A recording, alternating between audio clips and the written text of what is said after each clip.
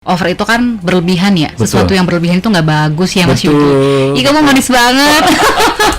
Nanti jadinya sakit yang lain gitu kan. Lebay deh gitu.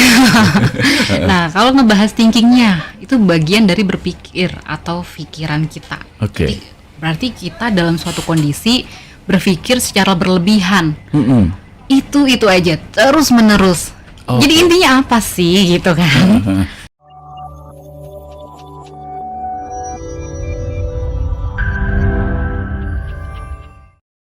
Overthinking, apa yang perlu di-highlight pertama kali nih Mbak Putri? Pikiran pasti ya. Oke. Ya, karena kan kalau kita lihat aja dari katanya tuh overthinking. Itu kan istilah dari bahasa Inggris nih. Dua suku kata, over sama thinking. Over itu kan berlebihan ya. Betul. Sesuatu yang berlebihan itu nggak bagus ya Mas Betul. Yudi. Ih kamu manis banget. Nanti jadinya sakit yang lain gitu kan. Lebay deh gitu. Nah kalau ngebahas thinkingnya itu bagian dari berpikir atau pikiran kita. Oke. Jadi, berarti kita dalam suatu kondisi berpikir secara berlebihan. Itu aja terus menerus. Oke. Jadi intinya apa sih gitu kan? Jadi pokoknya itu saja dan terus menerus. Ya. Artinya kalau misalnya tidak terus menerus itu bukan termasuk kategori overthinking. Ada istilahnya kita berpikirnya berlebihan, tapi tidak menemukan inti atau solusi. Jadi kita tuh ada yang bisa kita kendalikan, ada yang tidak bisa kita kendalikan.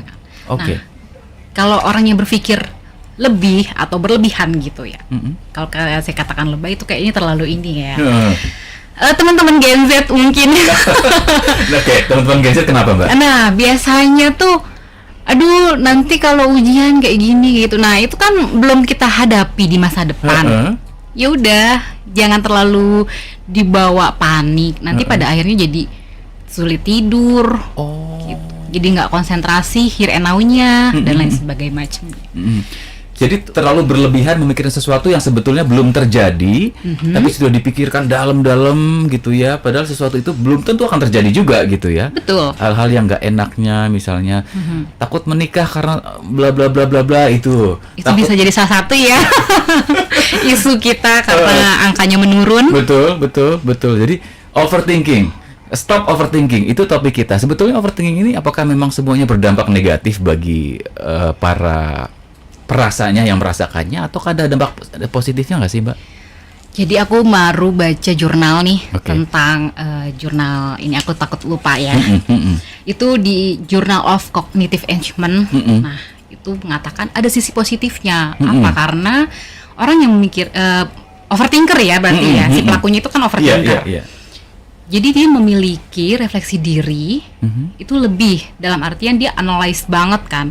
Semuanya dianalitis sekali sedalam-dalam mungkin. Nah, orang yang biasanya terburu-buru, dia akan kelewat tuh nuansa-nuansa hal-hal seperti itu. Nah, untuk yang si overthinker, bisa jadi dia paham atau kamu tadi keskip di bagian ini, tapi saya si overthinker tadi menangkap poin itu. Oke. Jadi sisi positifnya sebetulnya lebih tahu detailnya. Betul. Lebih rinci. Lebih hati-hati. Betul sekali. Oke, sisi positifnya. Ya, dari jurnal tersebut ya Mas. Itu sisi positifnya. Kalau sisi negatifnya, ini yang harus kita waspadai nih sahabat Sonora. Lebih banyak pastinya. Lebih banyak sekali dari positifnya. Salah satunya adalah kalau kita terlalu mikir banyak-banyak ya. Udah waktunya istirahat. Capek kan Mbak ya? Iya, betul. Pada akhirnya kita diajak bermain oleh pikiran kita sendiri, perasaan kita sendiri. Waktunya tidur, kita jadi nggak tidur. Itulah muncul yang namanya insomnia. Ya kan? Pada akhirnya, besok ujian, udah sistem kebut semalam. Kalau awal kata bahasa anak sekolah. Aku udah belajar mati-matian nih tuh. Besok gimana ya? Udah keringat dingin duluan. Akhirnya nggak fokus. Akhirnya cemas. Akhirnya anxiety dan lain sebagainya macamnya. Oke. Salah satu dampaknya adalah tidak bisa tidur ya, insomnia. Betul. Berlebihan ya.